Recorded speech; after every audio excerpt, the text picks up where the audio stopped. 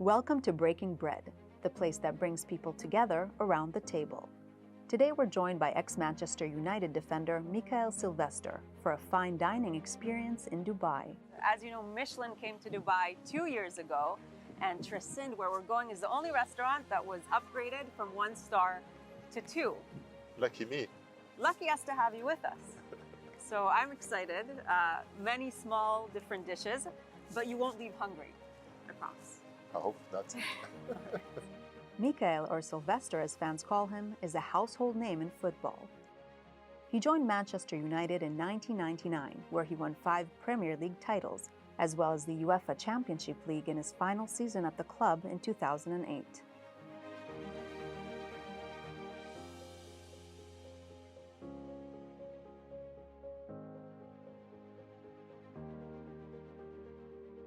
Mikael, thanks so much for joining us at Tresinde's studio in Dubai. Thank you for having me. Football has taken you all over the world, and you're quite the traveler. So we thought, where should we take you in Dubai? 2 Michelin star. Amazing. And so this is Indian fusion, and you spent some time in India, didn't you? Yes, I had the pleasure to participate to the Indian Super League. It was the first edition back in 2014. So I was based in Chennai with my teammates, and we traveled all around to play games and participate in that tournament. They're very familiar with the Indian spices, with the Indian culture. That was your last post as a footballer. That was my last stint, and after that I professionally hung on my boots. Do you miss it? I do miss it. Yes and no, because obviously now my time is finished. But anytime I've got an opportunity to play, whether it's with my son in the garden or with some friends or with some of my old teammates for Legends game, it's always fantastic just to touch the ball, to have that feeling again. You moved to Dubai during COVID. Yes, during COVID. Funny enough, we were in the Maldives with the family on vacation, and on the way back I was supposed to stop here to attend a fundraiser for 4 days, and at the end we stayed. I think you're not the only one. I think a lot of people passed through during COVID, and it was handled and managed so well. There was life. It always surprises me when people of your caliber with international careers choose Dubai as their home base. Well, Dubai has always been one of the options because we've been coming here since early 2000 on vacation, and we made friends from different backgrounds, not football friends, but just regular people who have run the businesses here. And through their life, we saw ourselves maybe in the future. So you visited Dubai for the first time with your family in 2001. What was that like? It was mind-blowing, amazing place. Obviously, a lot to offer already at that time. Coming from the cold Manchester and arriving in Dubai was a surprise. And we've been a big fan since we saw possibility for us, and that became one of the options for us to come and live after my first death, the retirement. We will talk more about that. All right. Chef Himanshu. Hello, how are you? Hi. Hi, how are Thanks you? for having us. Thanks for coming. Big honor for us to have Mikael. I'm a big fan. Indeed. Big Man United fan, and he's our legend, so quite stoked to have him here. First time. What an honor. Thank you. So let me explain you what we're going to serve today. Perfect. So what we have here is our menu. Okay. I call this as our menu is because this is what the guest gets to see when they arrive in the restaurant. There are no descriptions of the menu. So the menu is divided into 4 macro regions of India, and it's an actual physical division of the country. So one of the regions is the Thar Desert, which is arid climate, not too much vegetation. Yeah. India is a beautiful piece of land, has a bit of everything. A bit of everything. There's a big coastal line, then the mountains, the northern plains and the Himalayan mountains. So there are 5 dishes coming in from each region. Okay. So we're going to sample in few dishes, the special ones which I love the most, absolutely for him to try. Perfect. And Mikael spent some time in India, so you've been to a lot of these regions. Chennai. Yeah. There's one dish which we want to serve him has flavors of Chennai. Amazing. So let's see if he's going to recognize all of that. Okay. Great, we're ready. Looking forward to it. Looking forward. Thank you so much. Have a great time. Thank Thank you. you. You mentioned right before Chef came that the first death you experienced is retirement. Death is a very big word to use. It is, but I think you have to shut down your brain because you can't be a competitor anymore, and that's your purpose. As soon as you become a professional, that's your purpose. You are a competitor. Everything is a competition, even if it's a collective. It's a team sport. Football, you compete against your teammate in training. Every single action that you make, decision that you take, is for you to play at the weekend or play at the next game. So everything is a competition. And when you stop this, since it's such a big part of your preparation, your everyday life, you have to get rid of it. And that's difficult because it's in you. What do you feel? What goes through a player's mind the day after retirement? Emptiness, because there is that everything is built. You build everything in your life to be successful, and suddenly you don't have that goal anymore. Every day you're like, so what now? For some athletes, it's harder than for others. So it's a mental struggle. It is. It's a mental test. I think I would say the majority of us manage because we've been facing difficulties and challenges during our career. Mm-hmm. But sometimes you feel lonely, and yeah, it's difficult. It's difficult for the families as well to adjust because you are now suddenly you are home, right? Which is different, and sometimes you're in a bad mood. And because the career is, the day-to-day is so intense, how much time do you have to really prepare for the day after? Are you thinking about retirement? Are you preparing yourself in any way? Yes and no, because if you think about it too much, you lose focus. So this is one of the most famous street foods from India. It's called pani puri. Pani literally means water, and puri is this shell, which is made out of semolina. We filled it with preserved pears, and the water here is made out of sweet lime and marigold leaves. So we're just going to aerate the water, and then we pour the water inside the shell, and you have to eat the whole shell in one bite. So it's almost explosion of flavors. It's a lot of flavors, sweet, sour, salty, and it just increases your appetite, and you're ready to embark on a journey. Great.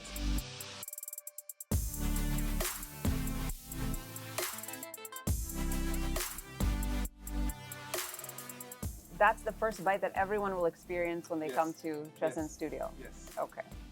So you retired at the age of 37, which is very young, but for a footballer, that's actually above average. Yes, I believe the average is 33 years old, so I've pushed it to 37, which was quite good. Oui. Wow.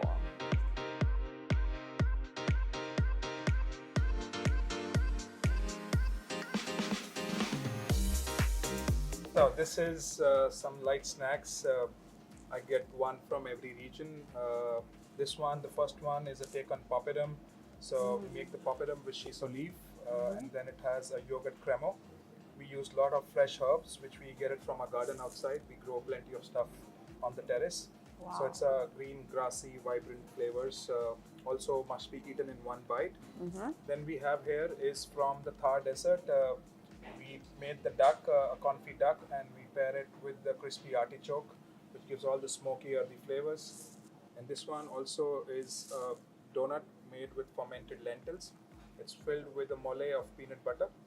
On the side, we have the broth, which is made with the starch of rice. It has black pepper, fennel, and water of Parmesan cheese. So, what order should we eat in? That was my question. I think first one is this, then this, and then last one. And do we eat with our hands? Hands, yes. Hands. This is India. That's how I love we it. Bon appetit. Bon appetit, thank you.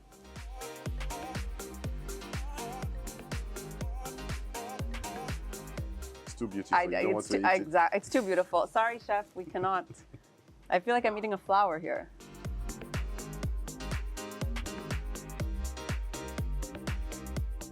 It's my favorite. Yeah. Delicious.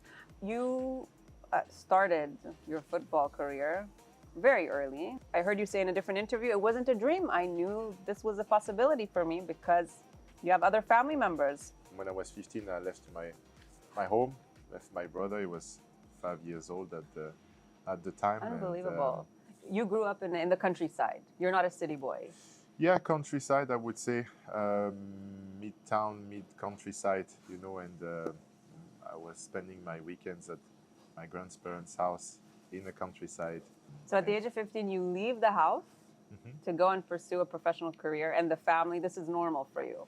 Yeah, it's normal. No objection. My dad plays football still outside of work.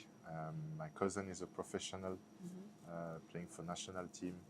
It's just normal. I'm following my path and trying to reach the top level. Did you have setbacks? Were there people who told you, you don't have what it takes, you're not going to make it? I did. Actually at 15 years old, one of the coach told me, you know, you're in your region, in your council, you are probably the best, you're the star, but I give you 2 years and nobody will ever speak about you anymore.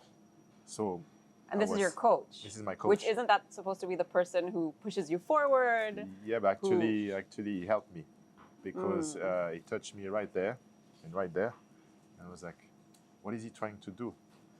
So I was like, okay, maybe I thought I was working hard, but I just doubled my work rate, you know, through that sentence. That shocked me, but I think that pushed me to the top at the end. I can't believe the coach said that to you because at that age, for you, maybe that worked as fuel, but for other people, that can really set them back. Don't you feel that's irresponsible?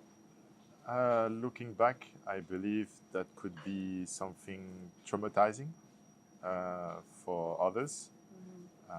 But because I'm a strong character, I had to keep the good way, if there is a good way.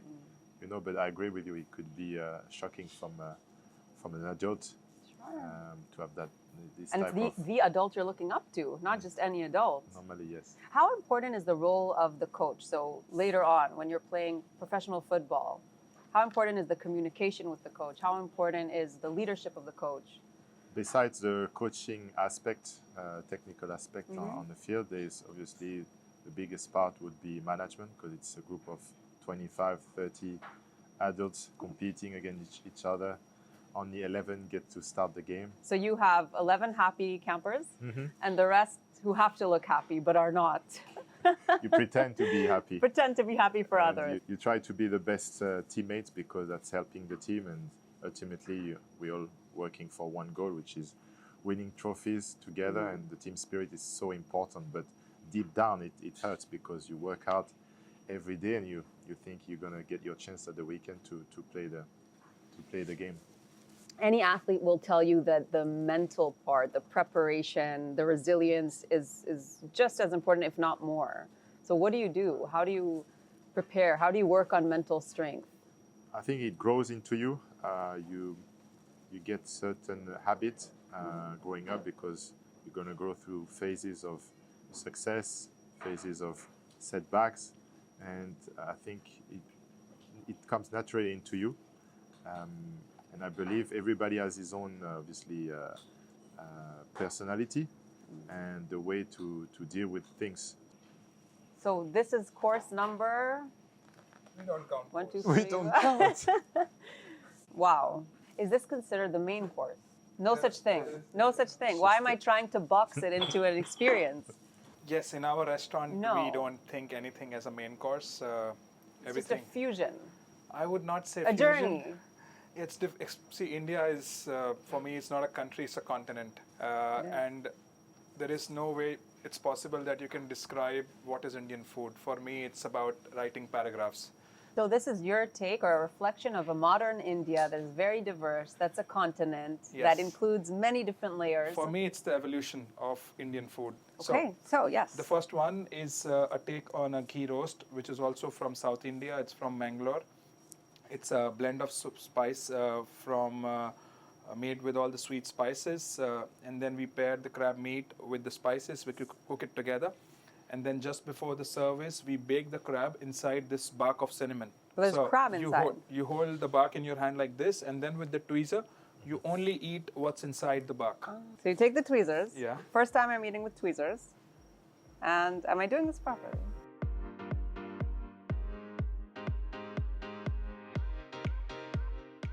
So what we have done here is we have made a skewer out of tender coconut. So it's like a kebab on a stick, but it's made out of the young coconut. This is what the young coconut looks like. So we marinate it with the regional spices, which is called the Nilgiri spices. And then we have some oxalis leaves, a hint of dashi mayo.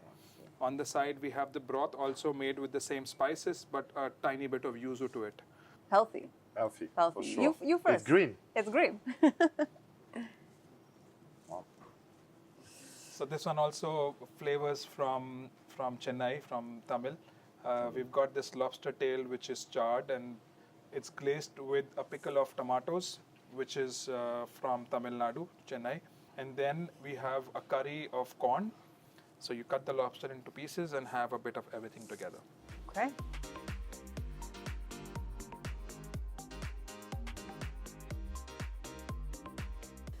So, looking back at your career, and I'm sure people have asked this before, what would you say was your lowest point? And what would you say was the best moment of your career? The lowest point has to be losing the World Cup final in 2006 with national team in Berlin against Italy on penalties. It's something that it takes some time to get over, or it's a game and the next day you start preparing? No. You don't recover from this one. I mean, you don't recover. You try to move on, look to the bright side and everything, but how many World Cup final are you going to be playing in, involved? Whenever there is a talk about World Cup, it's difficult, but it's only sport. If I had to really go back into my career, the lowest point should be an injury, which was the first one, major one. I torn my ACL, so cruciate ligament. So I was and is out. that a type of injury that can end your career? It's something that normally, if it's handled properly, you recover. And before it used to be 6 months before competitive football, but now they've extended 9 months. And what's going through your mind? You have dedicated your life for this career. You're not able to play. You're not able to do what you've worked so hard for. And you just have to sit and wait. Well, first of all, there's a trauma of the injury, the surgery.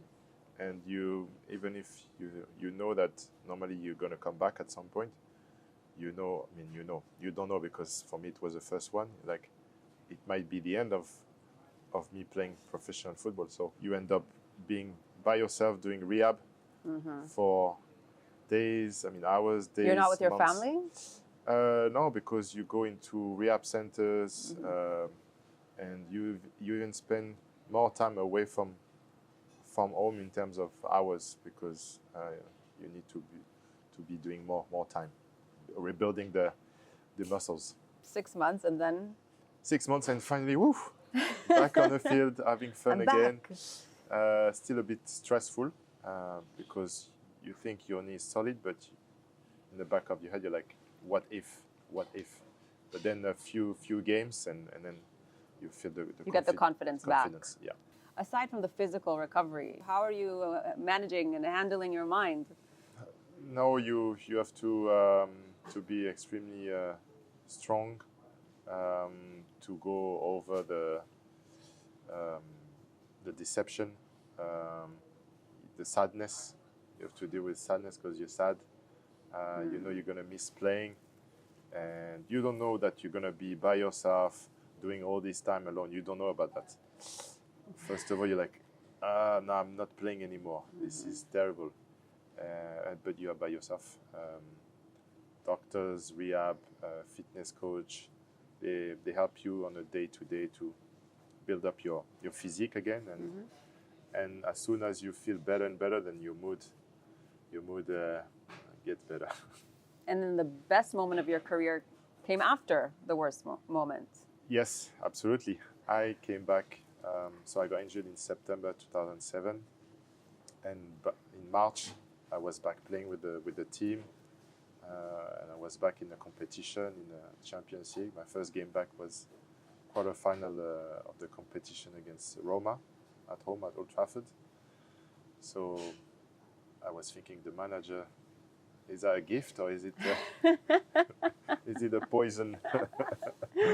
But we ended up winning, going through the competition.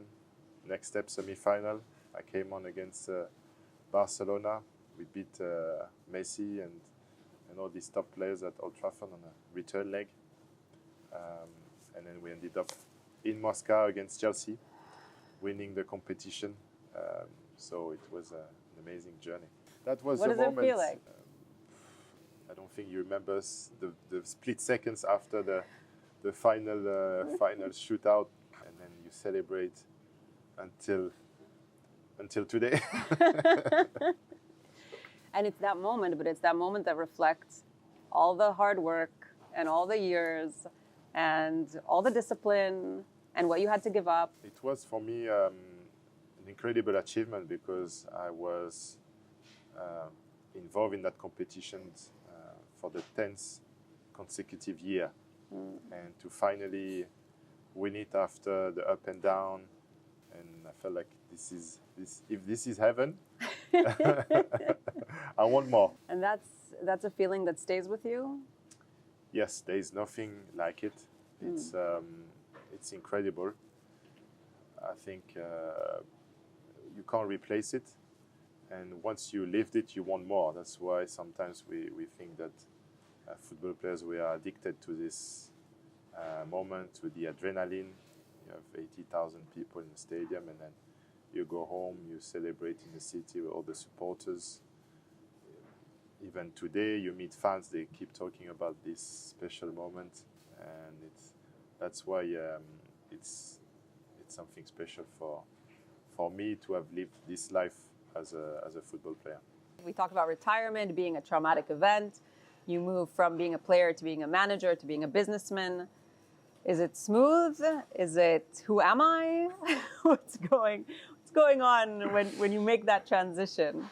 I've had only 4 or 5 months to think about or to be a pain for my family. I don't know which way. Maybe your wife was saying, you should really get out of the house again for your own good.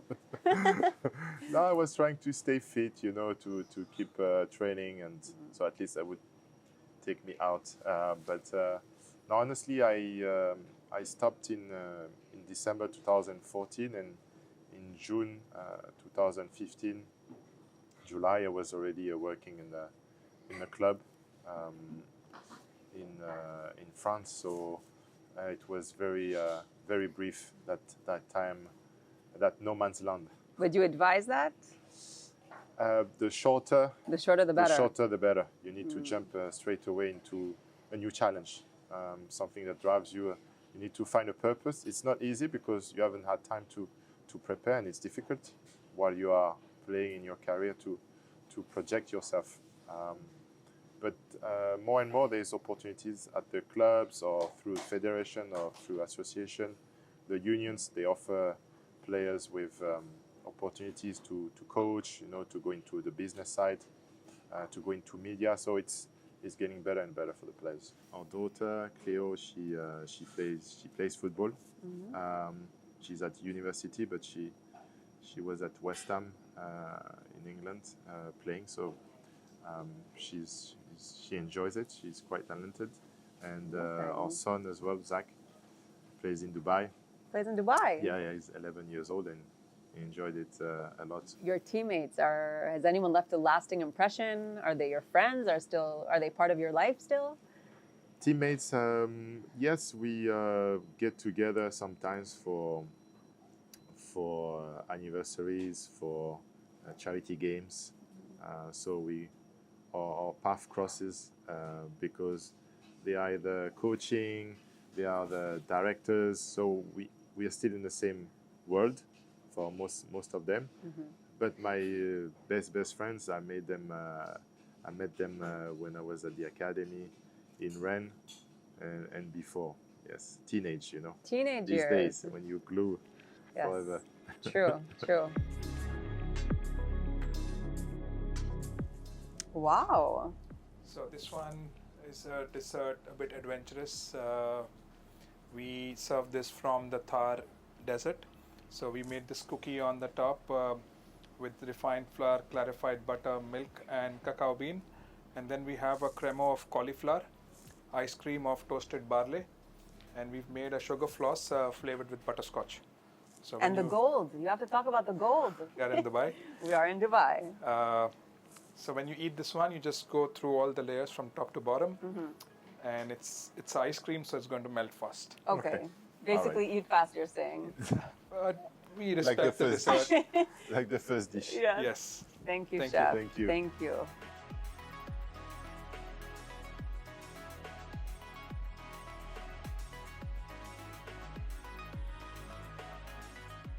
This was Check if amazing. everything was okay. Amazing. Incredible ending. Thank you so much. I hope you've enjoyed, and hope that you'll come back soon for a full experience. Thank you so much. This Thank was you so much. truly remarkable. Thank you so much. Thank you. Thank you. Thanks for having us, Chef. Bye bye. Thanks. Bye-bye. Bye. I mean, he's a fan of yours, so really, you probably won't have to wait the 2 weeks, right? I When you think want I to will come here. find a way to skip the line, yes. Mikael, thank you so much for joining us today. I hope you enjoyed the meal. I hope it reminded you of different parts of your own journey and maybe opened your mind to new places in Dubai. It was amazing. It was my first time at Tresin, Studio Tresin, and I enjoyed every single dish. It was amazing. Happy to hear. Thank you. Thank you.